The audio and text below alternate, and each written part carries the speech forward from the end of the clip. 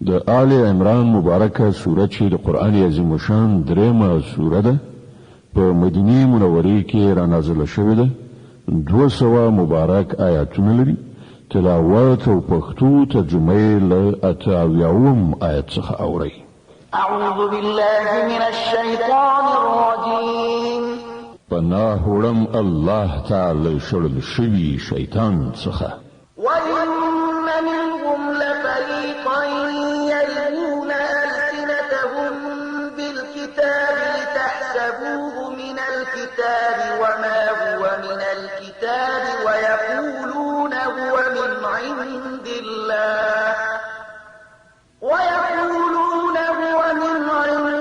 اللَّهِ وَمَا هُوَ مِنْ عِندِ اللَّهِ وَيَقُولُونَ عَلَى اللَّهِ الْكَذِبَ وَهُمْ يَعْلَمُونَ په دوی کې ځینې خلک داسې دي چې د کتاب په لوستلو ژبې داسې اړوي چې تاسې به وایي څه چې لولي هغه د کتاب عبارت دی په داسې حال کې چې هغه د کتاب عبارت نه وي هغوی وایي دا څه چې موږ لولو دا د خدای لخوا دي په داسې حال کې چې هغه د خدای لخوا نه وي هغوی له پوهې او ادراک سره سره د دروغو وینا د خدای لوري ته منسوبوي ما كان لبشر أن يؤتيه الله الكتاب والحكم والنبوة ثم يقول للناس كونوا عبادا لي من دون الله ولكن كونوا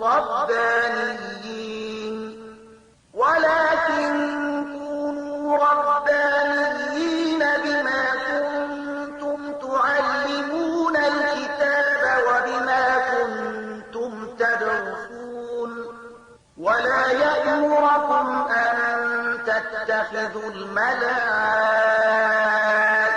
والنبيين أربابا أيأمركم بالكفر بعد إذ أنتم مسلمون د هیڅ انسان دا کار نه دی چې الله هغه ته کتاب فرمان او پیغمبري ورکړي او هغه خلکو ته وایي چې د الله پر ځای تاسو زما بندگان شي هغه به هم دا ورته وایي چې خدای پالونکی شي لکه څنګه چې د دې کتاب غوښتنه ده چې تاسو د هغه زده کړه او ښوونه کوئ هغه به داسې هیڅکله تاسو ته ونه وایي چې پرښتې یا پیغمبران پر ربوبیت ونیسئ آیا دا کېدای شي چې یو پیغمبر تاسو ته د کفر امر وکړي په هغه وخت کې چې تاسو مسلمان یاست وَإِذْ أَخَذَ اللَّهُ مِيثَاقَ النَّبِيِّينَ لَمَا آتَيْتُكُم مِّن كِتَابٍ وَحِكْمَةٍ ثُمَّ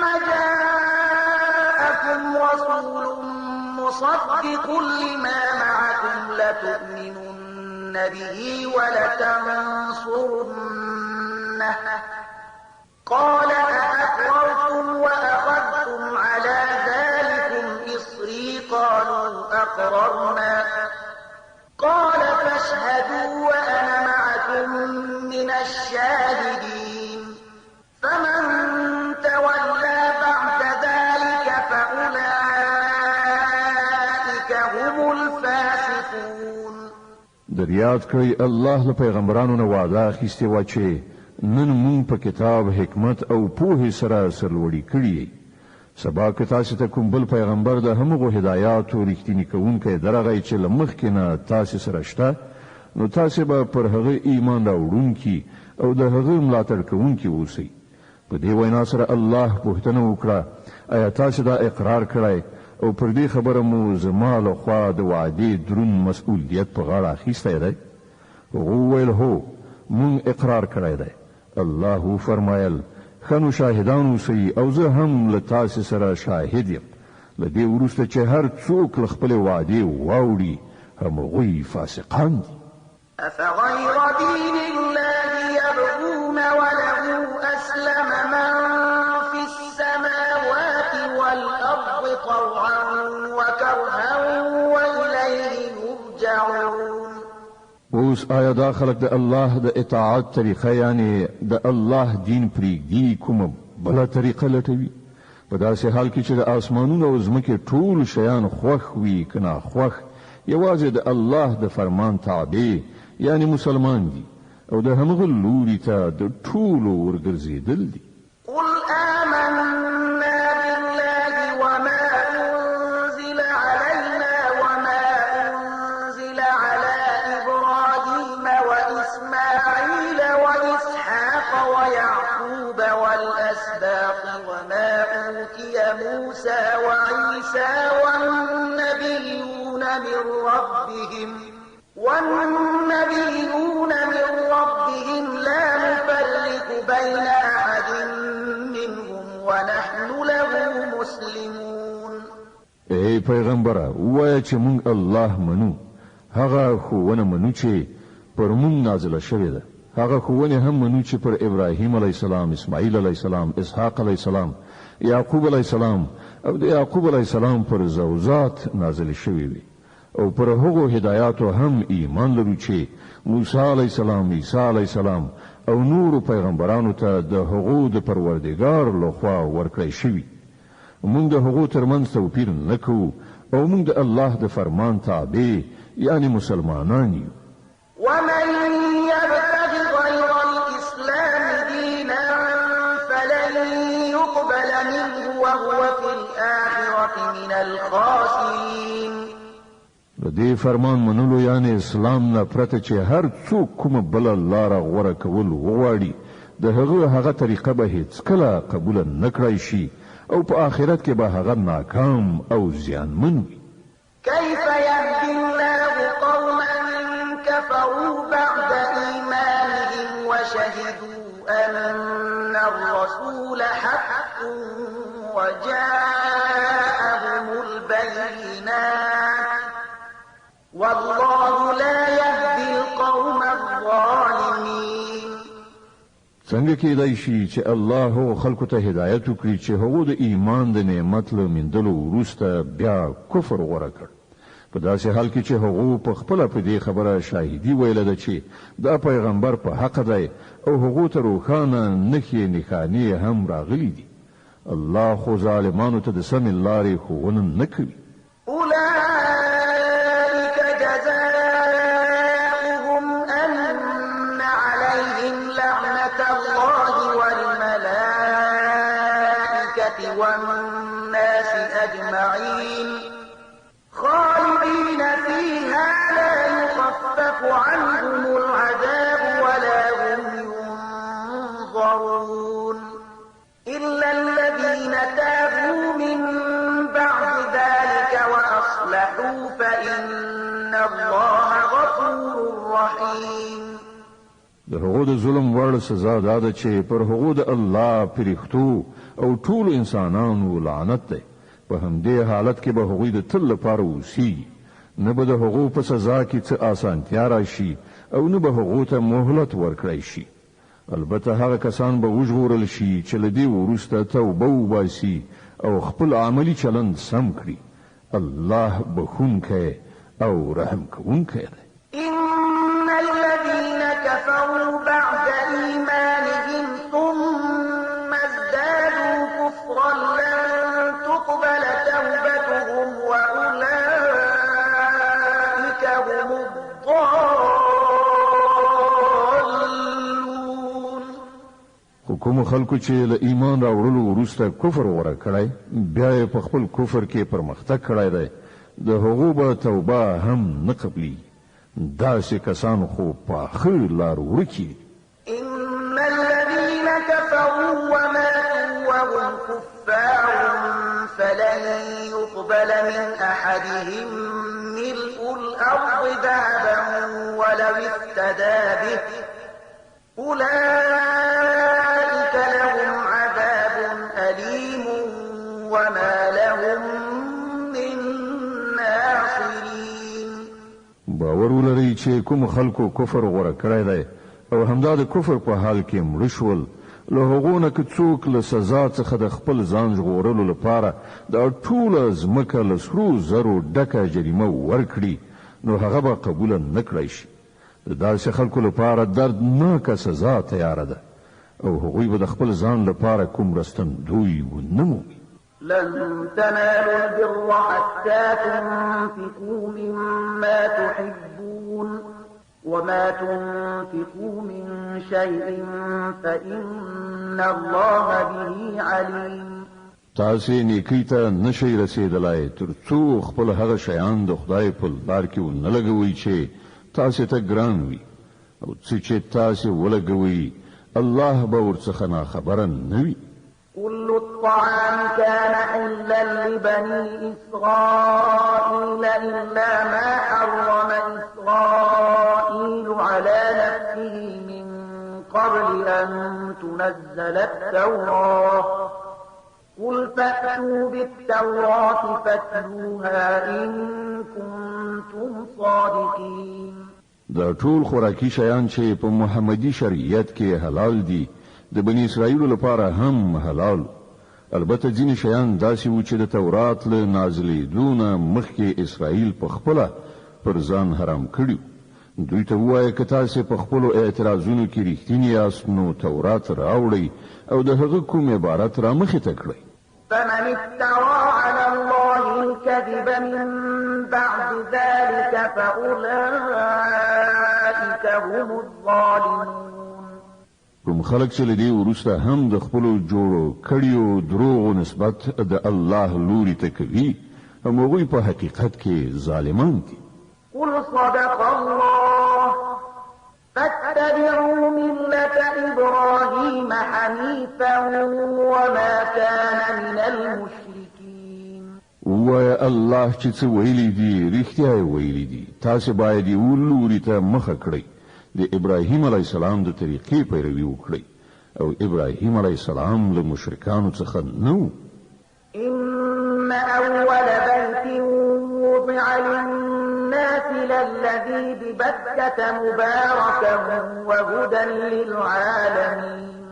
بشکه تر ټولو لوی عبادت ځای چې د انسانانو لپاره ودان شو هغه هم هغه دی چې په مکه کې دی. هغه ته خیر او برکت ورکړ شوی او د ټولو نړیوالو لپاره د هدایت مرکز ګرځول شوی دی.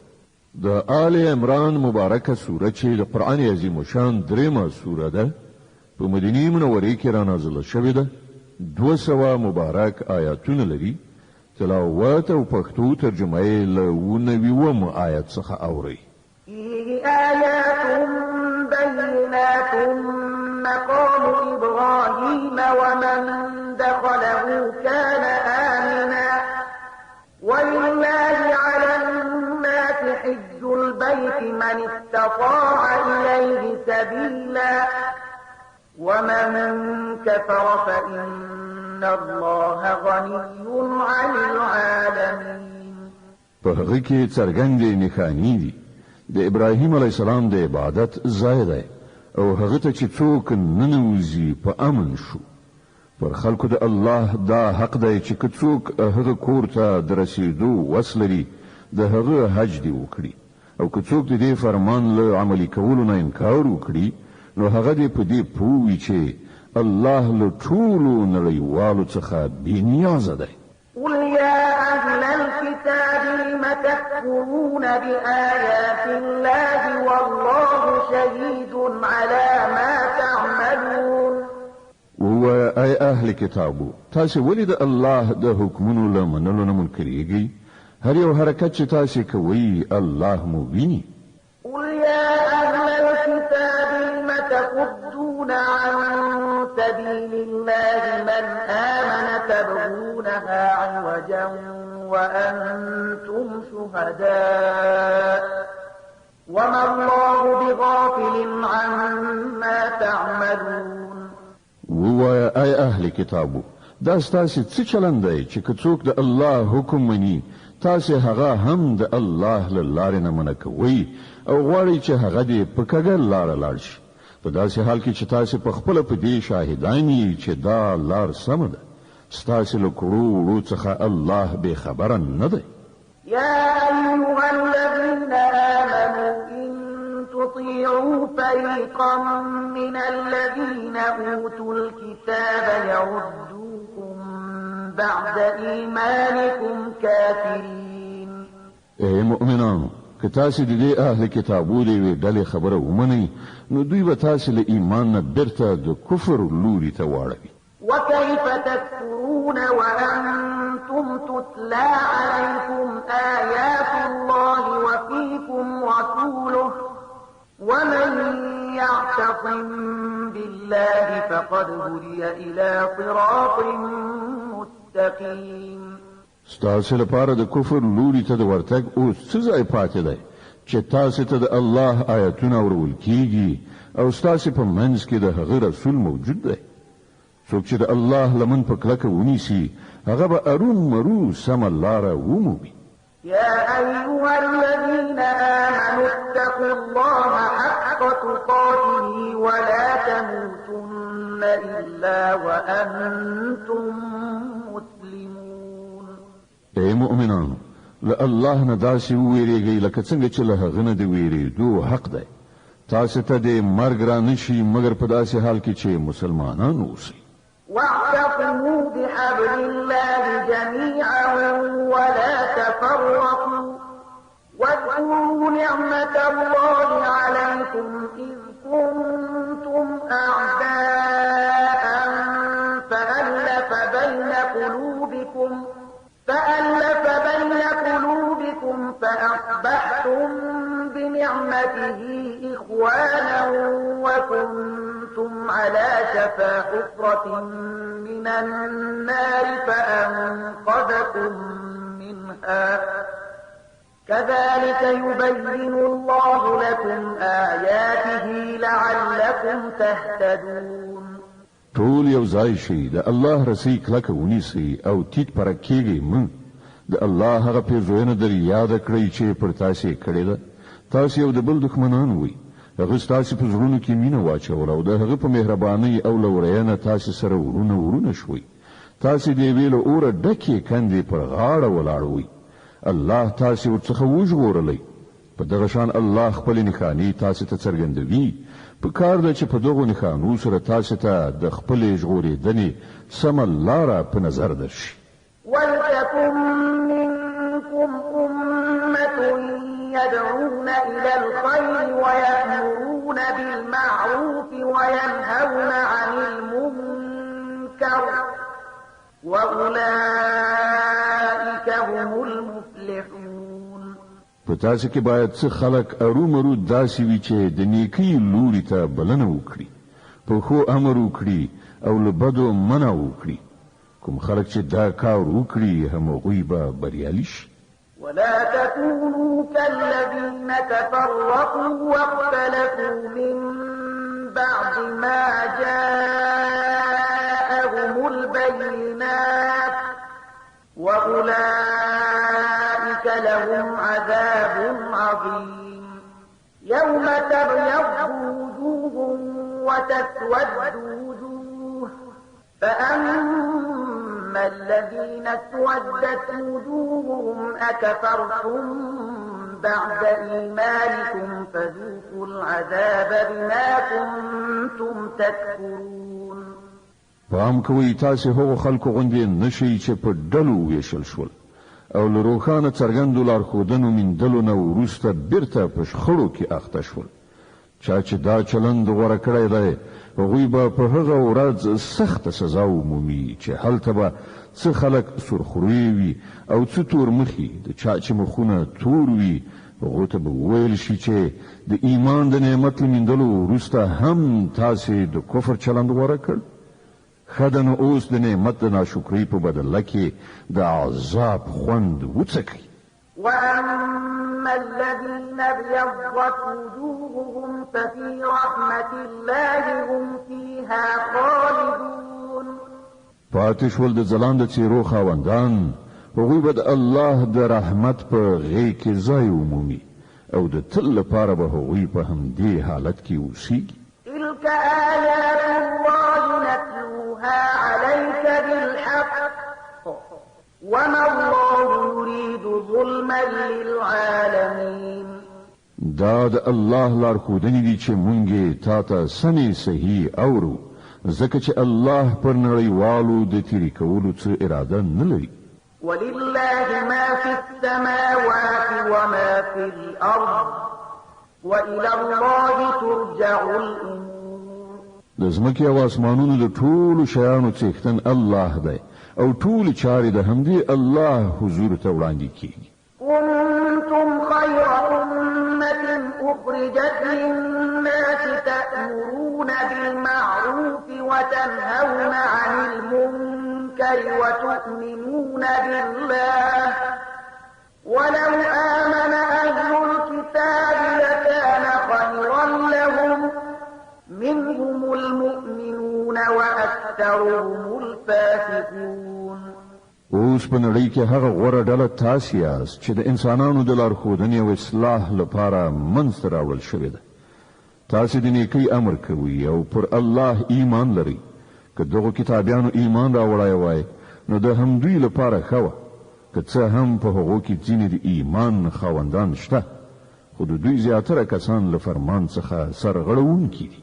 لن يضروكم إلا أذى وإن يقاتلوكم يولوكم الأدبار ثم لا ينصرون.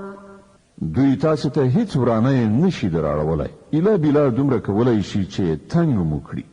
که دوی له تاسو سره وجنګیږي نو په مقابله کې به شا درواړوي، بیا به داسې بېوسې وي چې له هیڅ لوري به مرسته ورته ونه رسیږي.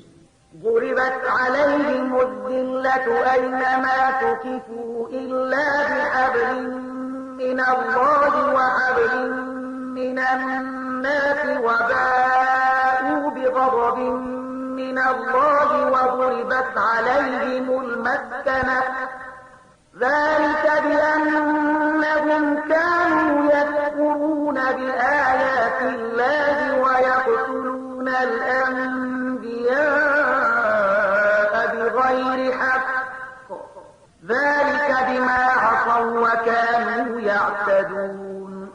دوی چې هر چیرته ومندل شي نو ذلت به پر مسلط وي. که چیرته د خدای په وړاندې یا د انسانانو ترڅنګ پناه واخلي دا بیله خبره ده. دوی د الله په قهر اخته شوي دي، په دوی اړتیا او مغلوبیت مسلط کړی شوی دی، او دا هر څه له دې امله شوي دي چې دوی د خدای له آیاتونو څخه منکرېدل او دوی پیغمبران په ناحقه ووژل. دا د دوی د سرغړونې او تیریو عاقبت دی. ليسوا سواء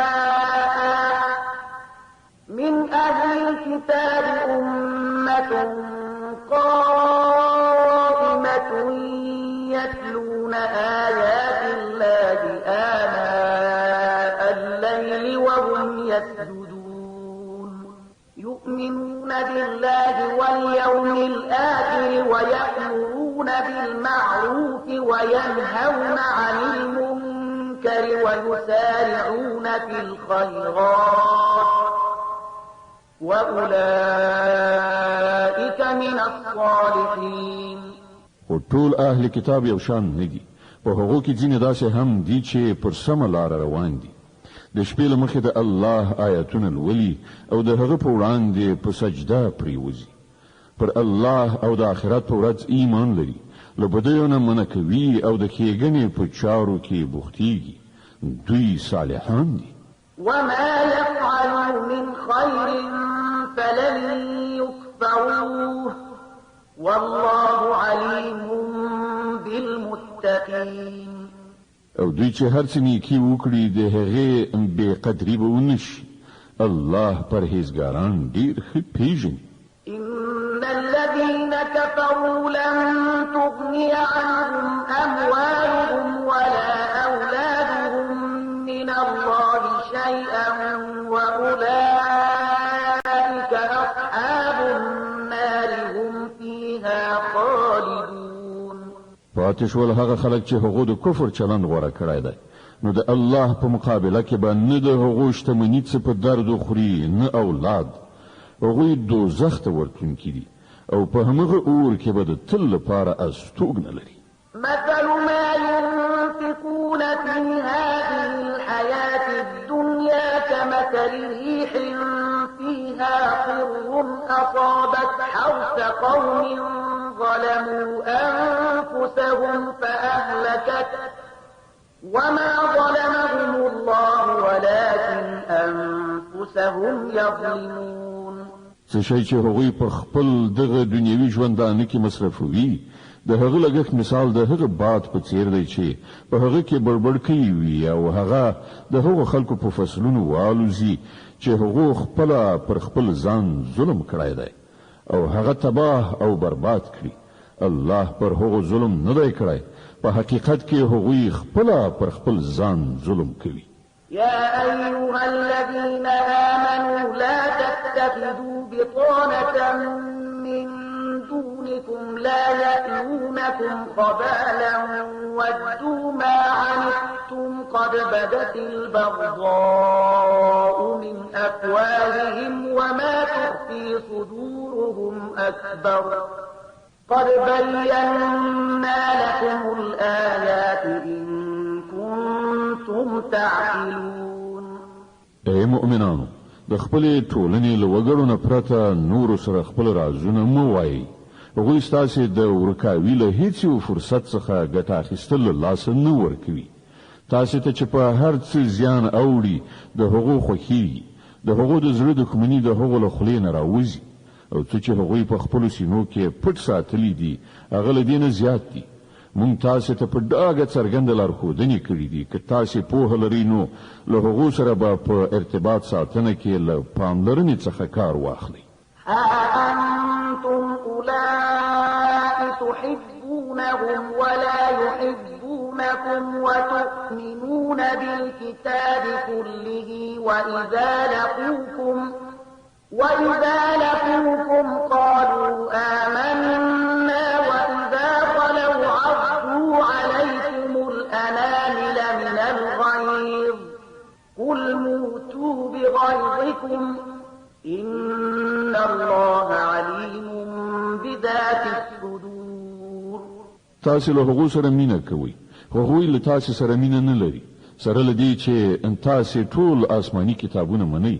کله چې هغوی له تاسو سره یو ځای کیږي نو وایي چې موږ هم ستاسو پیغمبر او ستاسو کتاب منلی دي، او چې کله درڅخه بیلیږي نو بیا ستاسو پر خلاف له ډیر قهر او غضب نه خپلې ګوتې چیچي. هغو ته ووایه چې د خپلې غصې په تاو کې ومرئ. الله آن د زړونو په پټو رازونو پوهیږي. إن تمسسكم حسنة تسؤهم وإن تصبكم سيئة يفرحوا بها وإن تصبروا وتتقوا لا يضركم كيدهم شيئا إن الله بما يعملون محيط. که تاسو ته څه ښېګڼه رسیږي نو هغوی خفه کیږي او که پر تاسو څه مصیبت راځي نو دوی خوشحالیږي، خو د هغوی هیڅ دسیسه ستاسو په خلاف اغېزمنه کېدی نشي په دې شرط چې تاسو له صبر څخه کار واخلئ او له الله څخه د ویریدو سره عمل وکړئ. دوی چې هر څه کوي د الله د علم په چاپېریال کې دي. وإذ غدوت من أهلك تبوئ المؤمنين مقاعد للقتال والله سميع عليم. اے پیغمبره، د مسلمانانو په وړاندې هغه خاطره یاد کړه چې کله د سهار په توره خړه له خپل کور وتلی وي او د احد په میدان کې د مسلمانانو د جګړې لپاره په موضعګانو نیولو معذف کول. الله ټول خبرې اوري او هغه په هر څه ښه خبر ده. إذ هم طائفتان منكم أن تفشلا والله وليهما وعلى الله فليتوكل المؤمنون. یاد کړه هغه وخت چې له تاسو نه دوه ډلې دې ته تیارې شوې وي چې بېزړهتوب وښیي، په داسې حال کې چې الله د هغو د ملاتړ لپاره موجود او مؤمنان باید یوازې پر الله باندې ډاډ ولري. ولقد نصركم الله ببدر وأنتم أذلة فاتقوا الله لعلكم تشكرون. لدينا مخکې د بدر په جګړه کې الله له تاسو سره مرسته کړې وه، په داسې حال کې چې په هغه وخت کې تاسو ډیر زیات کمزوري وئ. نو اوس پر تاسو دا لازمه ده چې د الله له ناشکرۍ ځان وژغورئ هیله ده چې اوس تاسې شکر وباسئ. د آل عمران مبارکه سوره چې د قرآن عظیم الشان درېمه سوره ده په مدینه منورې کې را نازله شوې ده. 200 مبارک آیاتونه لري. تلاوت او پښتو ترجمه یې له 140 آیات څخه اورئ. إذ تقول للمؤمنين ألن يكفيكم أن يمدكم ربكم ب3,000 من الملائكة منزلين. یاد کړه هغه وخت چې تا مؤمنانو ته ویل آیا تاسو ته دا کافي نه ده چې الله د 3,000 پرښتو پر علیګلو د سره مرسته وکړي؟ بلى إن تصبروا وتتقوا ويأتوكم من فورهم هذا يمددكم ربكم ب5,000 من الملائكة مسومين. بشکه که تاسو د زغم په لرلو له الله څخه په ویریدو کار وکړئ نو په کومه شیبه کې چې دښمنان در باندې یرغل وکړي په همغه شیبه کې به ستاسو رب 3,000 نه د 5,000 نښانه دارو پرښتو په وسیله در سره مرسته وکړي.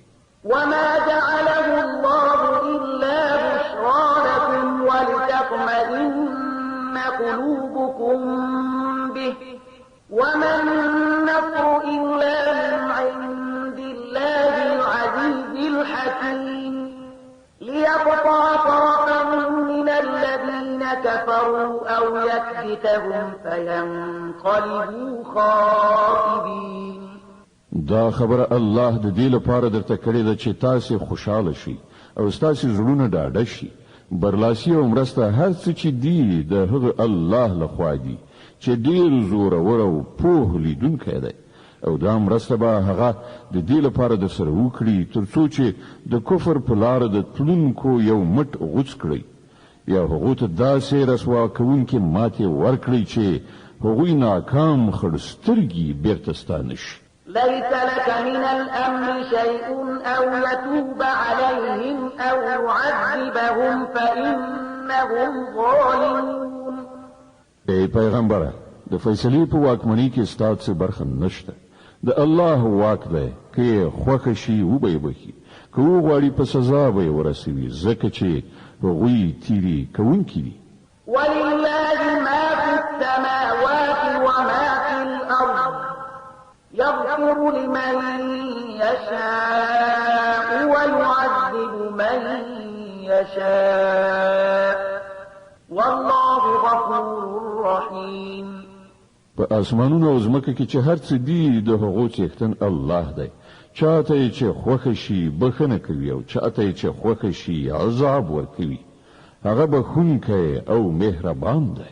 يا أيها الذين آمنوا لا تأكلوا الربا أضعافا مضاعفة واتقوا الله لعلكم تفلحون. ای مؤمنان دا زیاته او څو چنده سودخوري پرېږدئ او له الله نه وویریږئ هیله ده چې بریالي شئ. واتقوا النار التي أعدت للكافرين وأطيعوا الله والرسول لعلكم ترحمون. له هغه اور نه ځان وژغورئ چې د کافرانو لپاره تیار کړی شوی دی او د الله او رسول حکم ومنئ کیدای شي چې رحم در باندې وشي. وسارعوا إلى مغفرة من ربكم وجنة عرضها السماوات والأرض أعدت للمتقين الذين ينفقون في السراء والضراء والكاظمين الغيظ والعافين عن الناس والله يحب المحسنين. پر هغه لار په منډه وزغلئ چې ستاسو د پروردګار د بخښنې او د هغه د جنت خواته تللې ده چې هغه لکه د ځمکې او اسمانونو په شان پراخ دی او هغه د هغو له خدای ویریدونکو خلکو لپاره تیار کړی شوی دی چې د بېوزلۍ او بډایۍ په دواړو حالتونو کې مال مصرفوي غوسه خوري او د نورو لنډپاري بخي. داسې نیکان خلک د خدای ډیر خوښ دي. والذين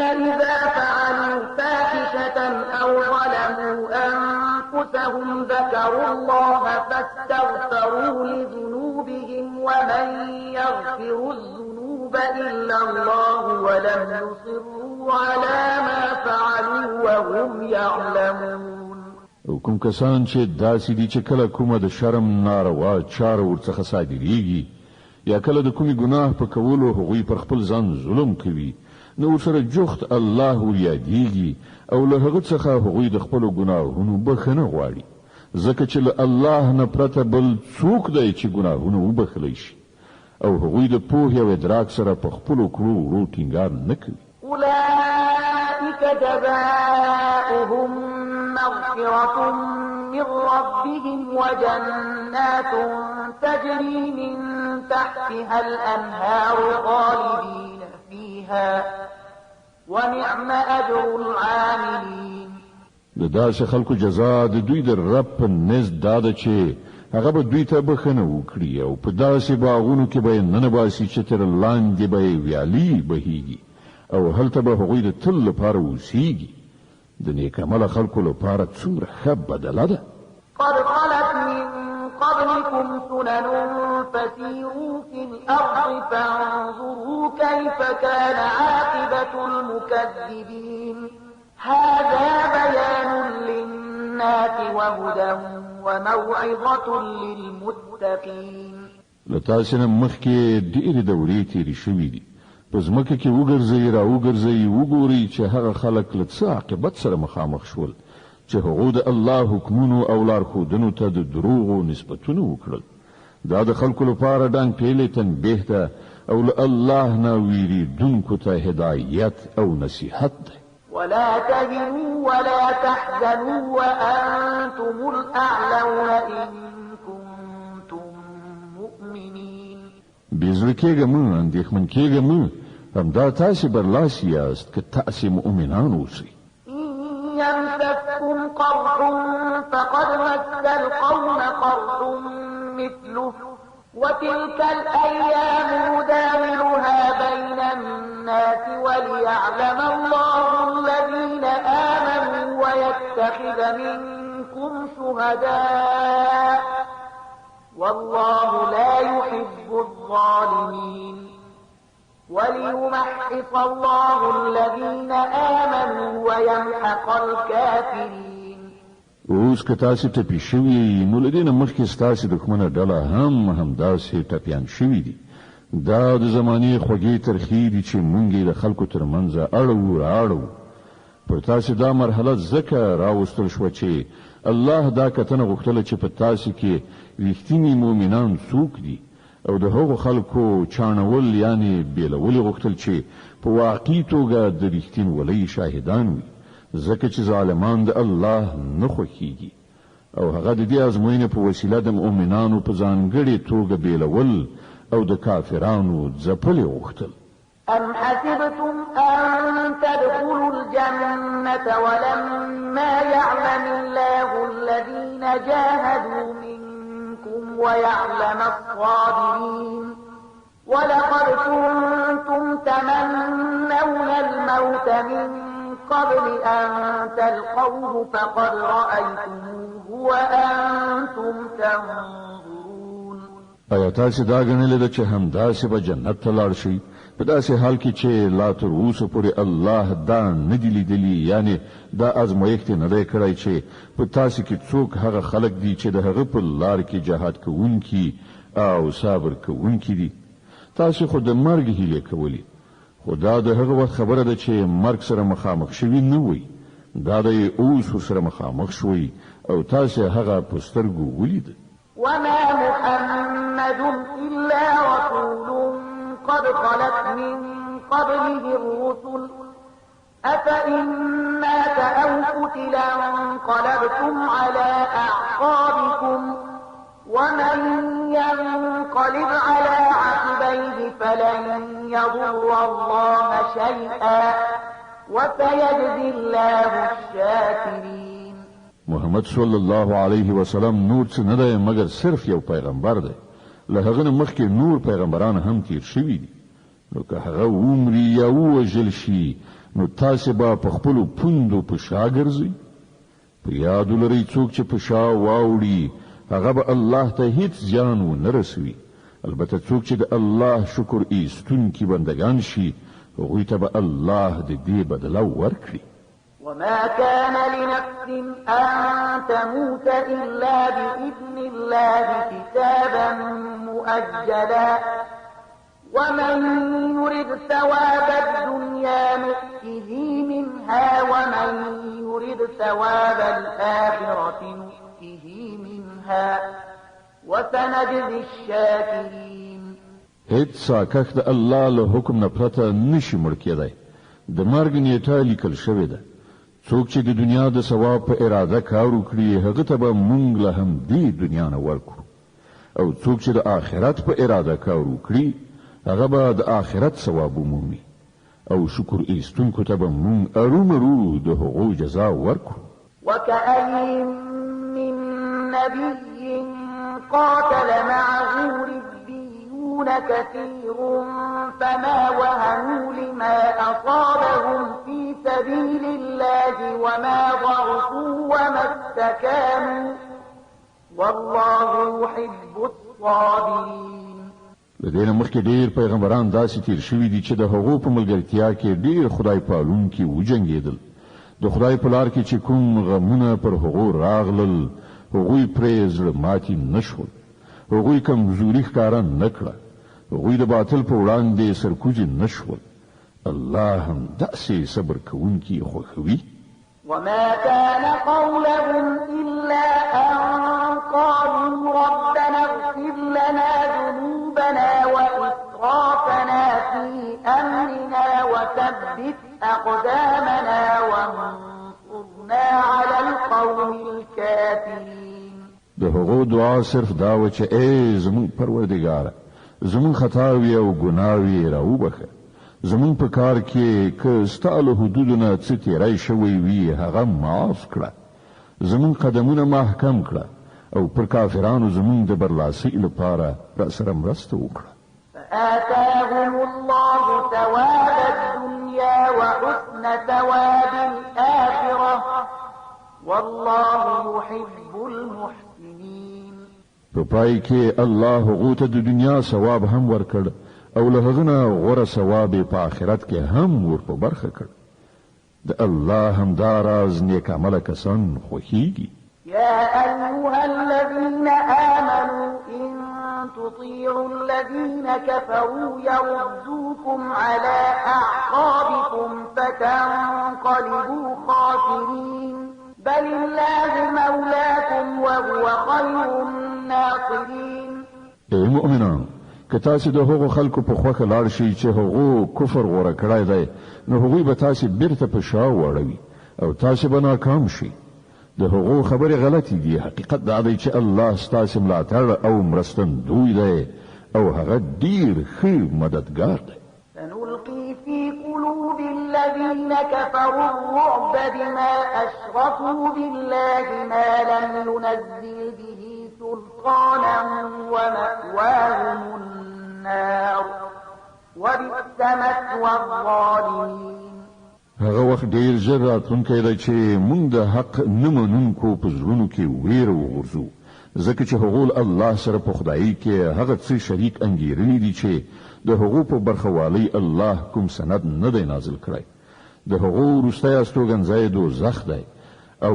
ډیر بد دی هغه استوګنځی چې هغو ظالمانو ته به ور په برخه ولقد صدقكم الله وعده إذ تحسونهم بإذنه حتى إذا فشلتم وتنازعتم في الأمر وعصيتم من بعد ما أراكم ما تحبون منكم من يريد الدنيا ومنكم من يريد الآخرة ثم صرفكم عنهم ليبتليكم ولقد عفا عنكم والله ذو فضل على المؤمنين الله چې د مرستې او نصرت کوم وعده له تاسو سره کړې وه هغه خو یې پوره کړه لومړی خو د هغه په حکم همدا تاسو هغوی وژل او کله چې تاسو همت له لاسه ورکړ او په خپل کار کې مو سره اختلاف وکړ او له هغه وروسته چې الله تاسو ته هغه شی دروخو چې تاسو په مینه کې راګیر وئ یعنی د ولجې مالونه تاسو د خپل مشر له امر څخه غاړه وغړوله د دې لپاره چې له تاسو څخه ځینې خلک د دنیا غوښتونکي وو او ځینو د آخرت هیله لرله نو الله تاسو د کافرانو په مقابله کې په شا وتنبولی تر څو چې پر تاسو ازمایښت وکړي او حق دا ده چې الله بیا هم تاسو ته معافي وکړه او الله پر مؤمنانو د فضل خاوند دی تصعدون ولا تلوون على أحد والرسول يدعوكم في أخراكم فأثابكم غما بغم لكي لا تحزنوا على ما فاتكم ولا ما أصابكم والله خبير بما تعملون د پزړه کړی هغه وخت چې تاسو په تیښته ځغلېدئ هیڅ چاته مو بیرته د کتلو قدر پام نو او پیغمبر صلی الله علیه وسلم له شا د پسې تاسو ته ناری وهلي په هغه وخت کې تاسو د دې چار چلن بدله خدای درکړه چې تاسو پر غم د پاسه غم اخته کړئ تر څو د آینده لپاره دا درس واخلئ چې که څه شی تاسو له لاسه ووځي یا کوم تکلیف درته ورسیږي چې پر هغه خپه نشئ الله ستاسو د ټول کړو څخه خبر ده ثم أنزل عليكم من بعد الغم أمنة نعاسا يغشى طائفة منكم وطائفة قد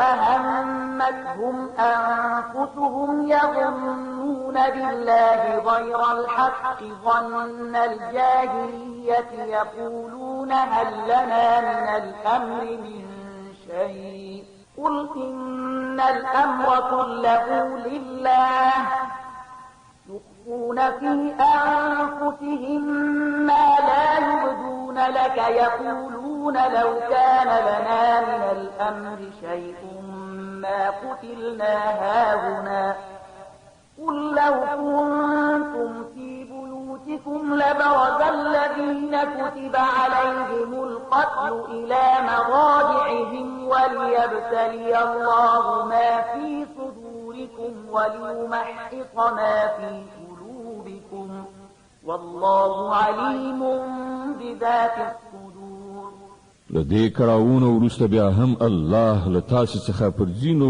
کسانو یو داسې د ډاډین غوندې حالت راوست چې هغوی پریشانۍ یې وړل یو بل ډله چې هغې ته یوازې همدا خپلې ګټې ارزښت درلود د الله په باب رنګارنګ جاهلانه انګېرنې کولې چې له سر تر پایه د حق پر خلاف وي دا خلک اوس وایي چې د دې کار په سرته رسولو کې زموږ هم څه برخه شته دوی ته ووایه د هیڅ چا پکې هیڅ برخه نشته د دې کار ټولې واکمنۍ د الله په لاس کې دي په اصل کې چې دې خلکو کومې خبرې په زړونو کې پټې ساتلې دي هغه تاته نه څرګندوي د دوی اصلي هدف دا دی چې که د مشرتابه په واکمنیو کې زموږ څه برخه وای نو دلته به نه وژل کېدو دوی ته ووایي چې که تاسې په خپلو کورونو کې هم وای نو د کومو کسانو چې مرګ لیکل شوی وو هغوی په خپله د خپل وژل کېدو ځایونو ته راوتل او دا پیښه چې وشوه دا د دې لپاره وه چې کوم شی چې ستاسې په سینو کې پټ دی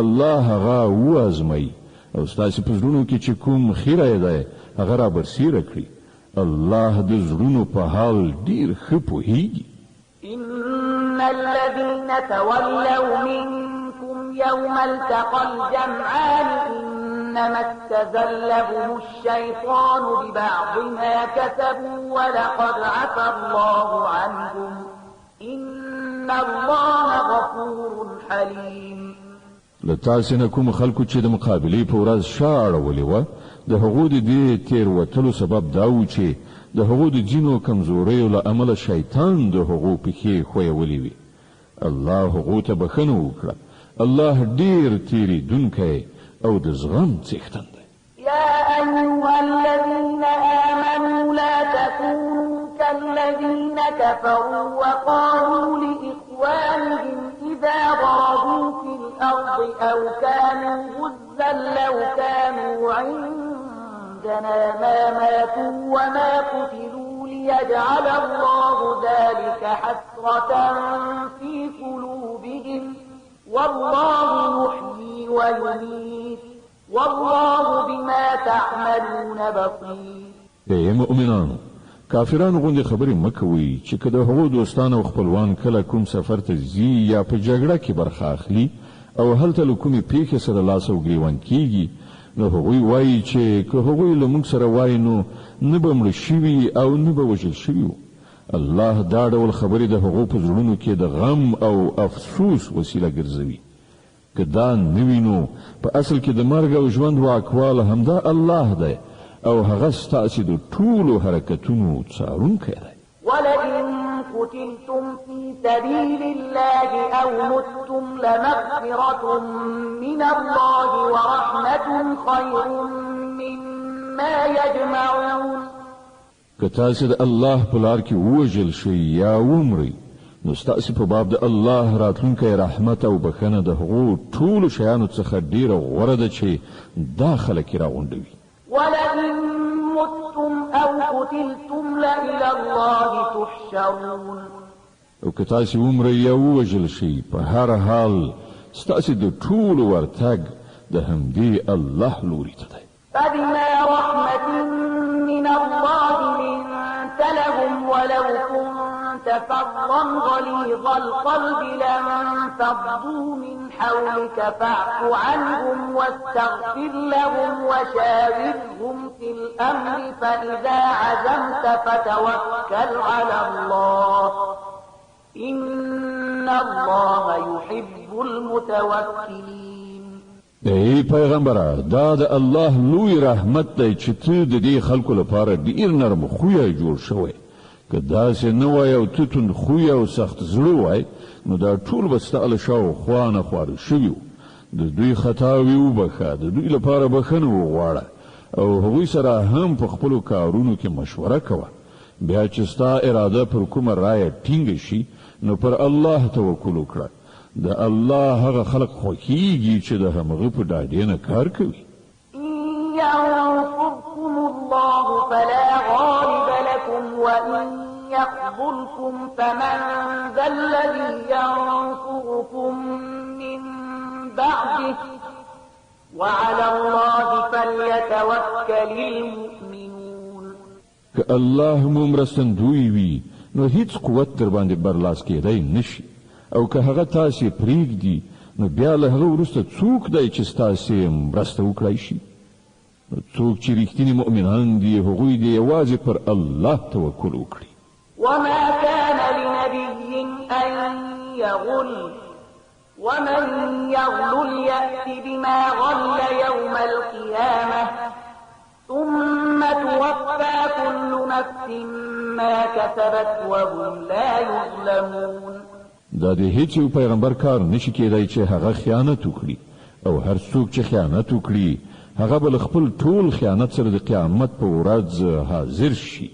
بیا به هر سا کښته د هغه د کړو وړو پوره بدله ورکړی شي او پر هیڅ چا به هیڅ تیری ونشي. أفمن اتبع رضوان الله كمن باء بسخط من الله ومأواه جهنم وبئس المصير. خنو دا څنګه کېدای شي چې یو څوک تل د الله په خوښه روان وي، هغه د هغه چا غوندې کار وکړي چې د الله په غضب اخته شوی وي او د هغه وروستی منزل دوزخ وي چې هغه ډېر ناکاره استوګنځی دی. هم درجات عند الله والله بصير بما يعملون. د الله په وړاندې په دې دواړو ډوله خلکو کې په درجو توپیر دی او الله د ټولو د عملونو لیدونکی دی.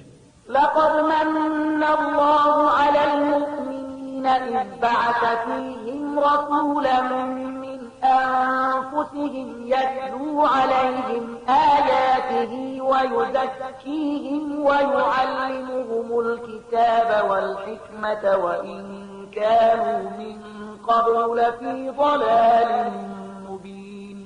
په حقیقت کې خو الله پر مؤمنانو باندې دا ډیره لویه لورینه کړې ده چې په هغو کې په خپل له هغو نه یو داسې پیغمبر را پورته کړ چې د هغه آیاتونه ورته اوروي، د هغو ژوند ستر کوي او هغو ته د کتاب او پوهې ښوونه کوي، په داسې حال کې چې له دین مخکې همدا خلک په څرګنده ګمراهۍ کې غورځېدلي وو.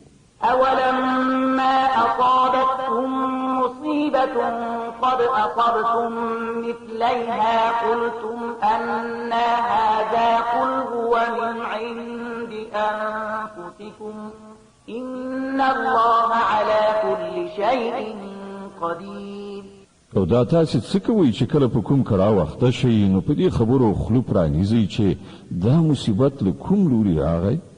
په داسې حال کې چې د بدر په جګړه کې ستاسې لاسونو د دې دوه چنده مصیبت دښمني ډلې ته رسولی دی. ای پیغمبره دوی ته ووایه دا مصیبت په خپله ستاسې لخوا منځته راوړل شوی دی. الله پر هر څه برلاس دی. وما أصابكم يوم التقى الجمعان فبإذن الله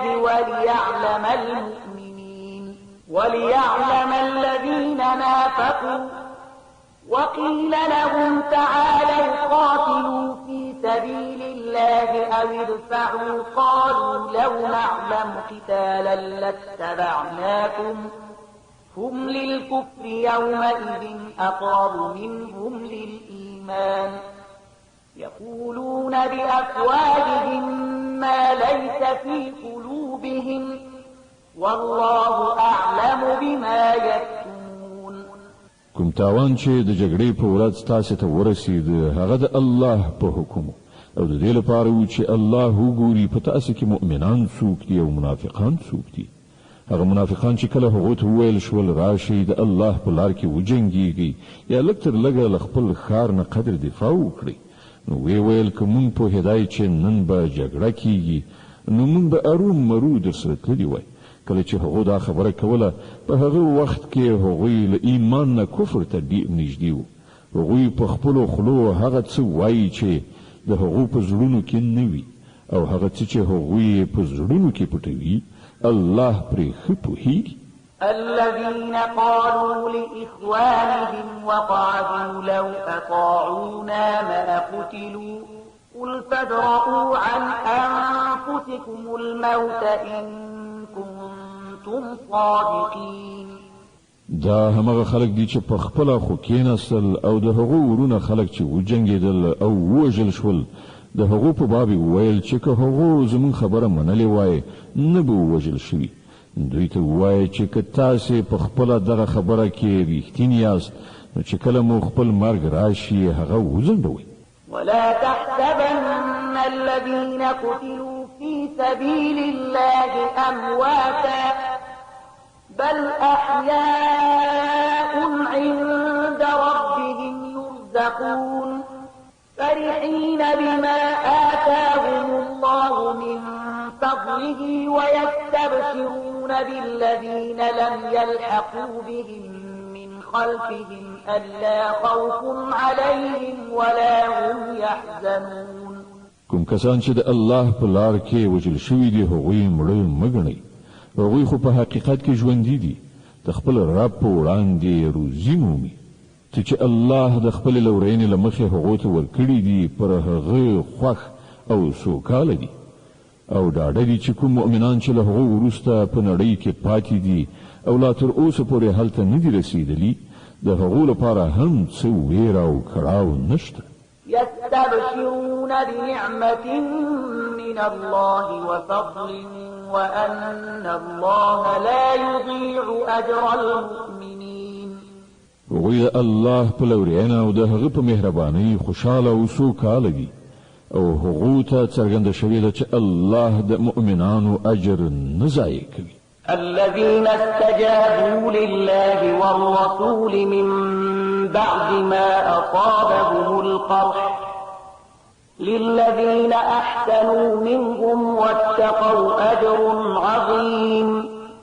کوم کسانو چې له ټپي کېدو نه وروسته هم د الله او د رسول بلنې ته لبیک وویل په هغو کې چې کوم خلک نیکوکاران او پرهیزګاران دي د هغو لپاره ستر اجر دی. الذين قال لهم الناس إن الناس قد جمعوا لكم فاخشوهم فزادهم إيمانا وقالوا حسبنا الله ونعم الوكيل. او هغه کسان چې خلکو ورته وویل چې ستاسو پر خلاف لوی لښکرې راغونډې شوي دي له هغو نه وویریږئ. د دې په اورېدو یې نور هم ایمان پیاوړی شو او هغو ځواب ورکړ چې زموږ لپاره خدای کافي دی او همغه ډېر ښه کار جوړونکی دی. فانقلبوا بنعمة من الله وفضل لم يمسسهم سوء واتبعوا رضوان الله والله ذو فضل عظيم. په پای کې هغوی د الله تعالی له نعمت او لورینې سره بیرته ستانه شول. هغوی ته هیڅ راز زیان هم ونه رسید او د الله د خوښې سره سم تګ کولو مرتبه یې هم وموندله. الله ډېر ستر لورونکی دی. د آل عمران مبارکه سوره چې د قرآن عظیم الشان درېمه سوره ده په مدینې منورې کې را نازله شوې ده. 200 مبارک آیاتونه لري. تلاوت او پښتو ترجمه یې له 115 آیت څخه اورئ. إنما ذلكم الشيطان يخوف أولياءه فلا تخافوهم وخافون إن كنتم مؤمنين. اوس تاسو ته څرګنده شوه چې هغه په اصل کې شیطان و چې خپل دوستان بې ځایه ویرول. د دې عمله په راتلونکي کې تاسو له انسانانو څخه مه ویریږئ، له ما نه وویریږئ که تاسو په رښتینې توګه د ایمان خاوندان یې. ولا يحزنك الذين يسارعون في الكفر إنهم لن يضروا الله شيئا يريد الله ألا يجعل لهم حظا في الآخرة ولهم عذاب عظيم. ای پیغمبره، څوک چې نن د کفر په لار کې هاند او هڅه کوي ته د هغو په منډو تړو مه ځورېږه. دوی د الله هیڅ کار نشي ورانولی. الله غواړي چې د هغو لپاره په آخرت کې کومه برخه ونه ټاکي او په پای کې هغوی په سخت عذاب اخته کیدونکي دي. إن الذين اشتروا الكفر بالإيمان لن يضروا الله شيئا ولهم عذاب أليم. کوم خلکو چې د ایمان په بدل کې کفر اخیستی دی هغوی په باوري توګه الله ته هیڅ زیان نشي اړولی. د هغو لپاره دردناک عذاب تیار دی. ولا يحسبن الذين كفروا أنما نملي لهم خير لأنفسهم إنما نملي لهم ليزدادوا إثما ولهم عذاب مهين. دا مهلت چې موږ هغو ته ورکوو کافران دې دا د ځان لپاره غوره نه ګڼي. موږ خو هغو ته د دې لپاره مهلت ورکوو چې دوی د ګناه دروند پیټی وتړي. بیا د هغو لپاره سخته سپکوونکې سزا ده. ما كان الله ليذر المؤمنين على ما أنتم عليه حتى يميز الخبيث من الطيب وما كان الله ليطلعكم على الغيب ولكن الله يجتبي من رسله من يشاء فآمنوا بالله ورسله وإن تؤمنوا وتتقوا فلكم أجر عظيم. الله با مؤمنان په دې حالت کې هیڅکله پرې نږدي چې تاسې اوس پکې یاست. هغه به سپېڅلي خلک له ناپاکو خلکو څخه بیل کړي. خو د الله داسې عادت نه دی چې تاسې پر غیبو خبر کړي. د پټو خبرو د ښودنې لپاره چې د هغه له خپلو رسولانو څخه چاته خوښه شي ټاکي. له دې امله د پټو چارو په باب پر الله او پیغمبر ایمان ولرئ. که تاسې د ایمان او له خدایه د ویریدو چلند غوره کړئ نو تاسې ته به لوی اجر در په برخه شي.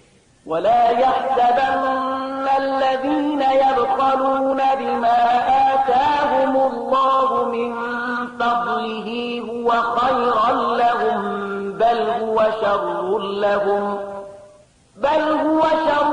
لهم سيطوقون ما بخلوا به يوم القيامة ولله ميراث السماوات والأرض والله بما تعملون خبير. کوم خلکو ته چې الله له خپل فضل نه ورکړه کړې ده او بیا هغوی د بخیلۍ نه کار واخلي، هغوی دې دا نه ګڼي چې دا بخیلي د هغو لپاره ګټوره ده. نه، دا د هغو لپاره ډیره بده ده. څه شی چې هغوی په خپله شومتیا راغونډوي همغه به د قیامت په ورځ د هغو د غاړې توق شي. د ځمکې او اسمانونو میراث یوازې د الله دی او تاسې چې څه کوئ الله پرې خبر دی. لقد سمع الله قول الذين قالوا إن الله فقير ونحن أغنياء سنكتب ما قالوا وقتلهم الأنبياء بغير حق ونقول ذوقوا عذاب الحريق. په یقیني توګه الله د هغو خلکو وینا واورېده چې وایي الله بې وزلی دی او مونږ شتمن یو. د هغو دا وینا به هم مونږ ولیکو او له دې نه مخکې چې هغو کوم پیغمبران په ناحقه وژلي هغه هم د هغو په عملنامه کې ثبت دي. کله چې د فیصلې وخت راشي په هغه وخت کې به مونږ هغو ته ووایو چې دا د اوس د دوزخ د عذاب خوند وڅکئ. ذلك بما قدمت أيديكم وأن الله ليس بظلام للعبيد. دا ستاسې د خپلو لاسونو ګټه ده، الله پر خپلو بندگانو ظالم نه دی.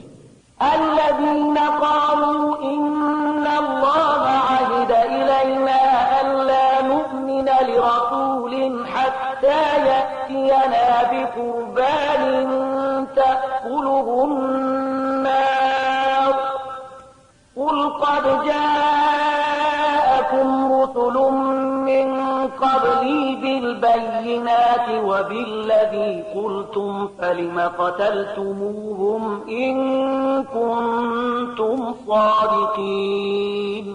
کوم کسان چې وایي الله مونږ ته لارښودنه کړې ده چې مونږ باید هیڅوک د پیغمبر په توګه تر هغه پورې ونه منو تر څو چې هغه زموږ په مخ کې داسې قرباني ونه کړي چې له غیبو راتلونکی اوري ونه خوري.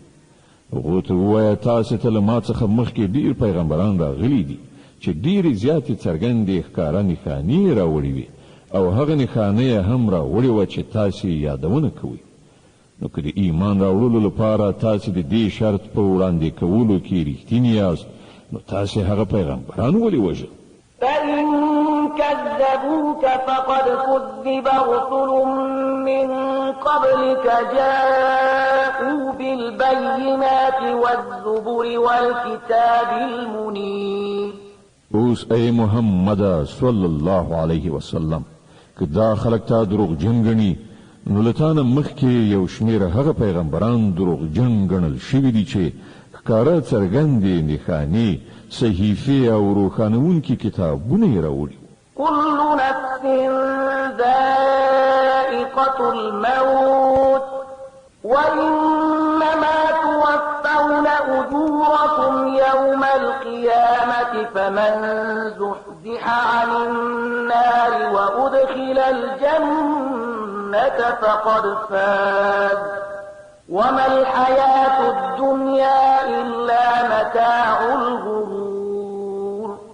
په پای کې هر څوک د مرګ خوند څکونکی دی او تاسې ټول د قیامت په ورځ د خپلو پوره اجرونو میندونکي. بریالی اصلا هغه څوک دی چې هلته د دوزخ له اوره وژغورل شي او جنت ته ننویستل شي. پاتې شوه دا دنیا دا خو صرف یو غولونکی شی دی. لتبلون في أموالكم وأنفسكم ولتسمعن من الذين أوتوا الكتاب من قبلكم ومن الذين أشركوا ولتسمعن من الذين أوتوا الكتاب من قبلكم ومن الذين أشركوا أذى كثيرا وإن تصبروا وتتقوا فإن ذلك من عزم الأمور. اے مسلمانان، تاسو به د مال او سر دواړو په ازموینه کې واچول شي او تاسو به له اهل کتابو او مشرکانو څخه ډېرې زورونکې خبرې واورئ. که تاسو په دې ټولو حالاتو کې د زغم او له خدایه ویرې په چلند ثابت اوسئ، نو دا د سترې حوصلې کار دی. وَإِذْ أَخَذَ اللَّهُ مِيثَاقَ الَّذِينَ أُوتُوا الْكِتَابَ لَتُبَيِّنُنَّهُ لِلنَّاسِ وَلَا تَكْتُمُونَهُ فَنَبَذُوهُ وَرَاءَ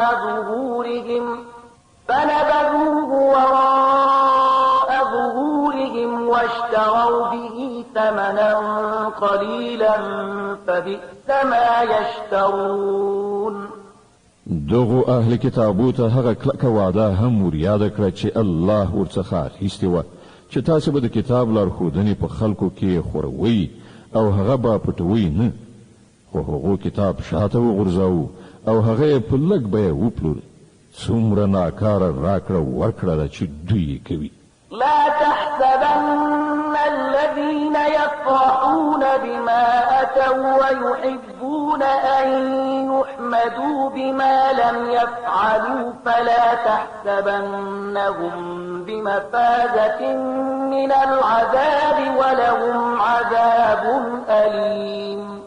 تاسې هغه خلک له عذاب نه خوندي مانګیرئ چې په خپلو کړو وړو خوشحاله دي او هیلهمند دي په داسې چارو کې ستاینه وشي چې په واقع کې هغوی نه دي کړي. په حقیقت کې د هغو لپاره دردناکه سزا تیار ده. ولله ملك السماوات والأرض والله على كل شيء قدير. د ځمکې او اسمانونو څښتن الله دی او د هغې پر هر څه لاس بر دی.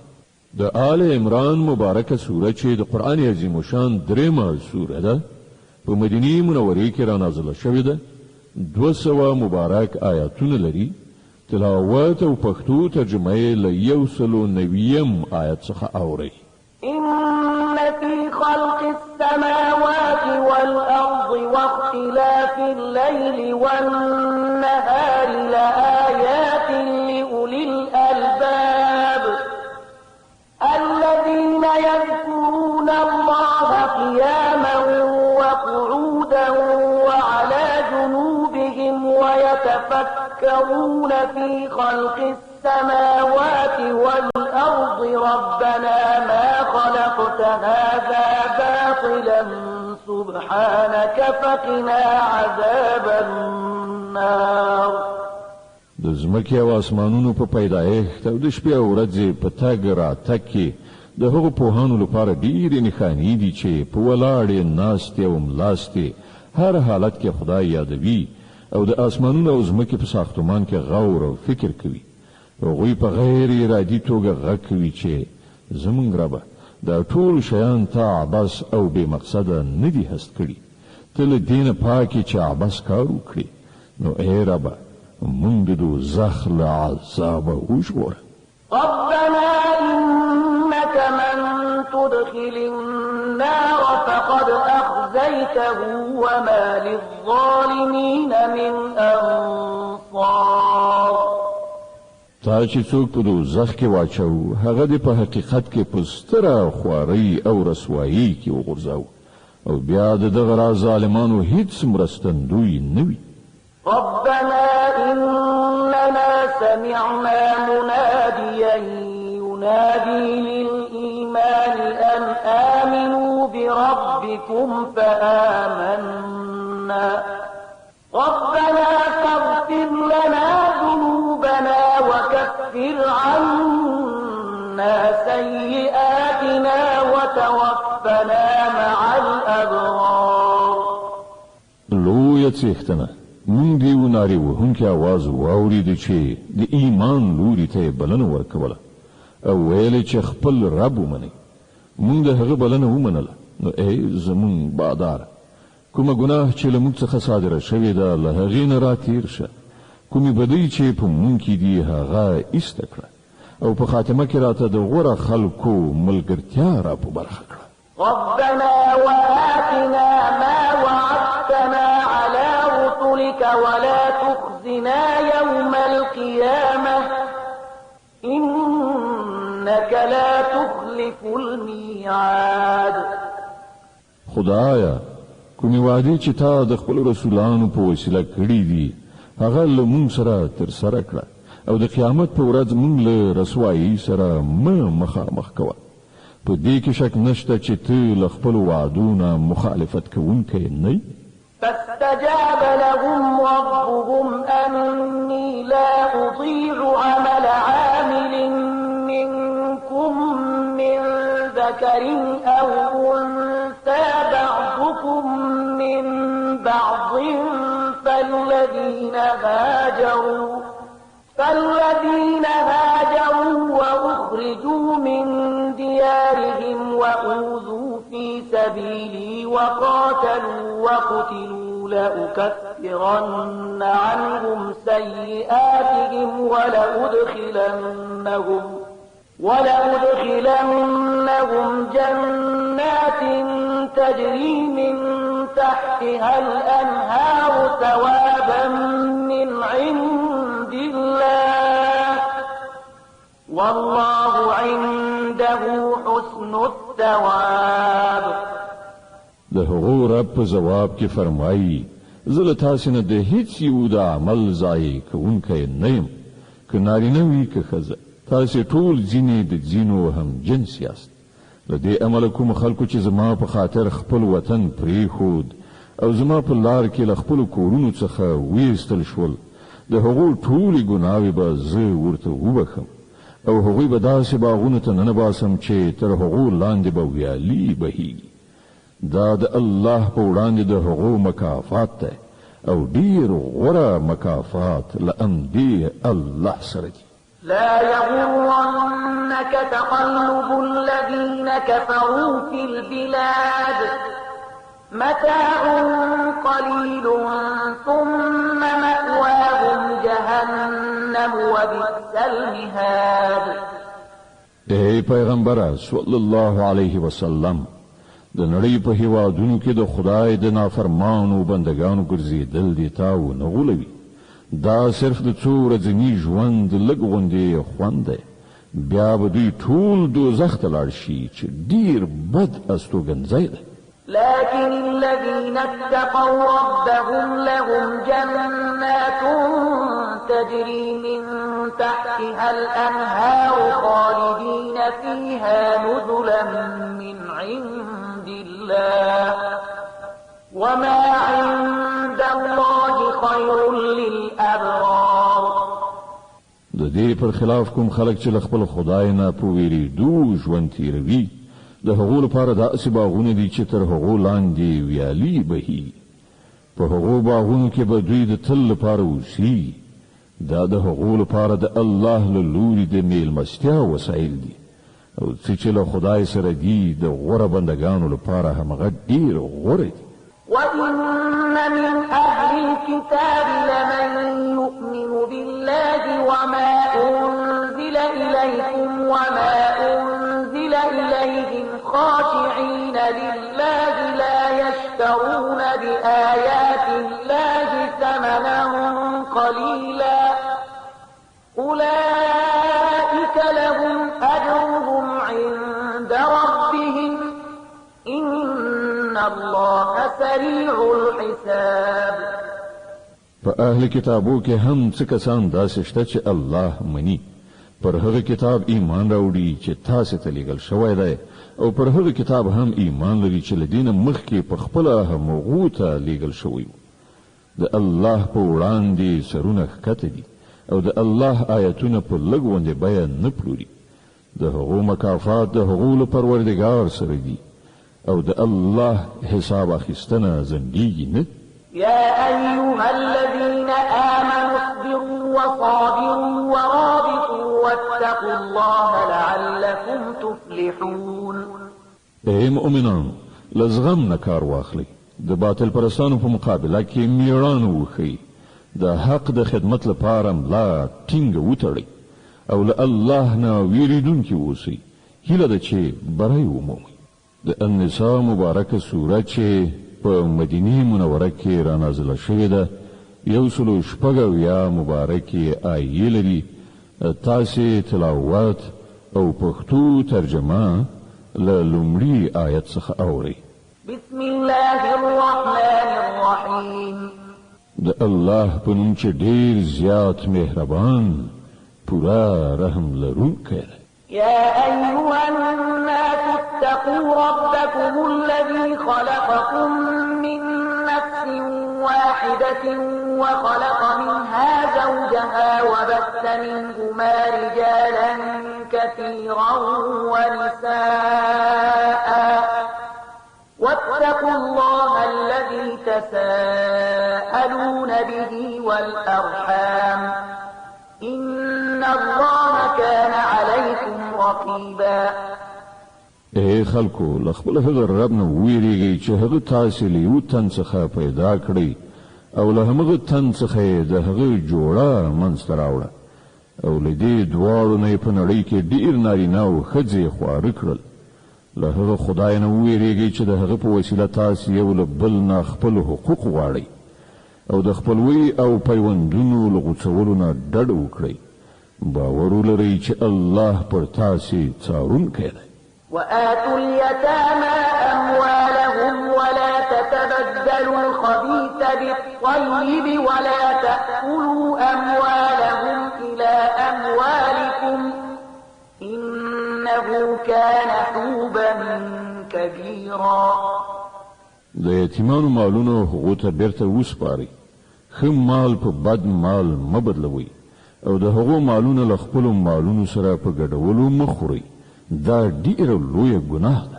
وإن خفتم ألا تقسطوا في اليتامى فانكحوا ما طاب لكم من النساء مثنى وثلاث ورباع فإن خفتم ألا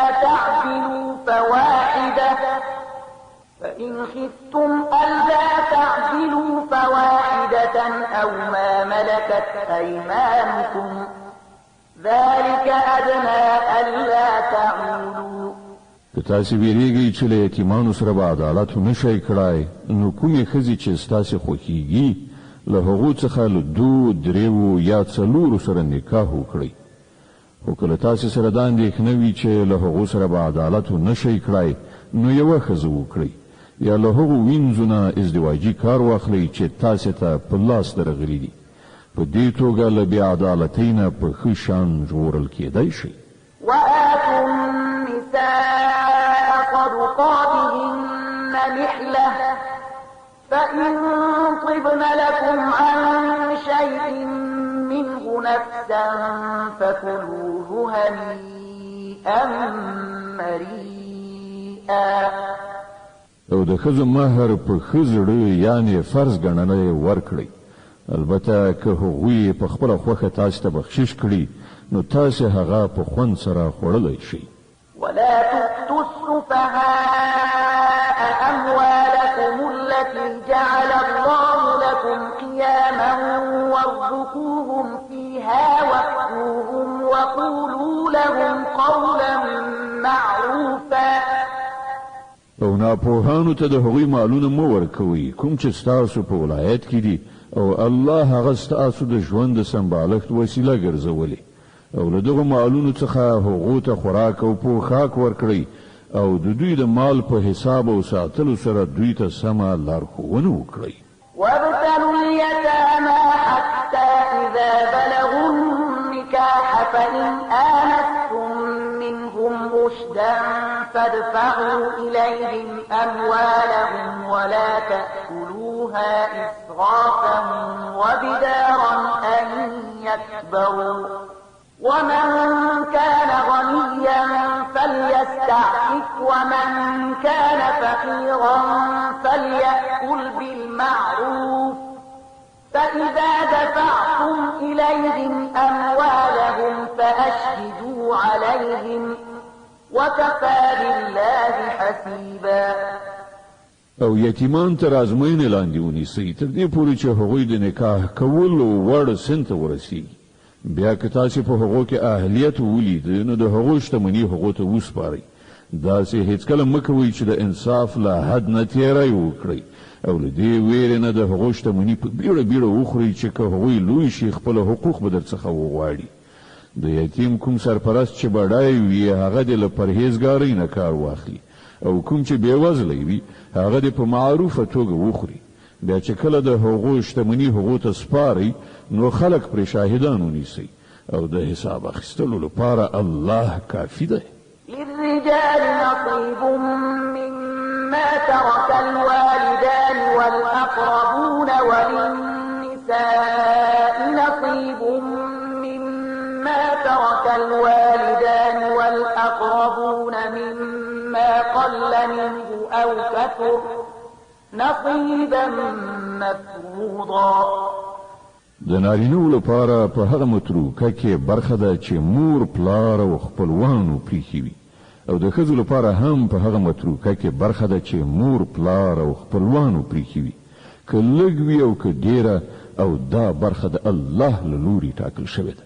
وإذا حضر القسمة أولو القربى واليتامى والمساكين فارزقوهم منه وقولوا لهم قولا معروفا.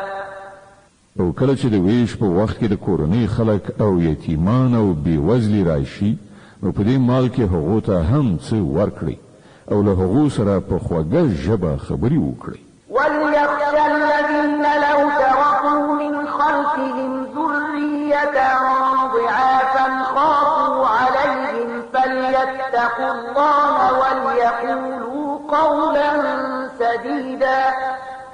خلکو ته د دې خبرې په نظر کې نیولو سره ویره کول پکار دي چې که هغوی په خپله له ځانه وروسته بېوزلي اولادونه پرېږدي نو د مرګ په وخت کې به د خپلو اولادونو لپاره څنګه ځورېدلي وو نو باید چې هغوی له خدایه وویریږي او رښتیا وینا وکړي. إن الذين يأكلون أموال اليتامى ظلما إنما يأكلون في بطونهم نارا وسيصلون سعيرا. کوم خلک چې په ظلم سره د یتیمانو مالونه خوري په حقیقت کې هغوی خپلې ګېډې له اوره ډکوي او هغوی به ارومرو د دوزخ تاوجن اور ته ورننوځي. يوصيكم الله في أولادكم للذكر مثل حظ الأنثيين فإن كن نساء فوق اثنتين فلهن ثلثا ما ترك وإن كانت واحدة فلها النصف ولأبويه لكل واحد منهما السدس مما ترك إن كان له ولد فإن لم يكن له ولد وورثه أبواه فلأمه الثلث فإن كان له إخوة فلأمه السدس من بعد وصية يوصي بها أو دين. آبائكم وأبناؤكم لا تدرون أيهم أقرب لكم نفعا فريضة من الله إن الله كان عليما حكيما. ستاسو د اولادونو په باب الله تاسو ته لارښودنه کوي چې د نارینه‌و برخه د دوه ښځو په اندازه ده.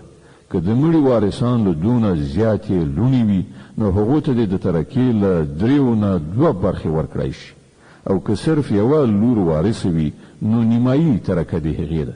که د مړي اولادونه وي نو د هغه مور او پلار هر یو ته د شپږمه برخه ورکړی شي او که اولاد نه وي او وارثان همدا مور او پلار وي نو مور ته د درېیمه برخه ورکړی شي او که د مړي ورونه او خویندې هم وي نو مور به د شپږمې برخې حقدار وي.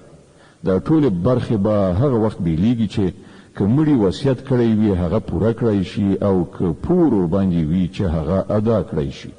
تاسو نه پوهیږئ چې تاسو د مور پلار او تاسو له اولادونو کوم یو د ګټې په لحاظ درته ډیر نږدې دی دا برخه الله ټاکلي دي او په یقیني توګه الله له ټولو حقیقتونو څخه خبر او په ټولو مصلحتونو پوهیدونکی دی صدق الله العظيم الله ستر رښتیا ویونکی دی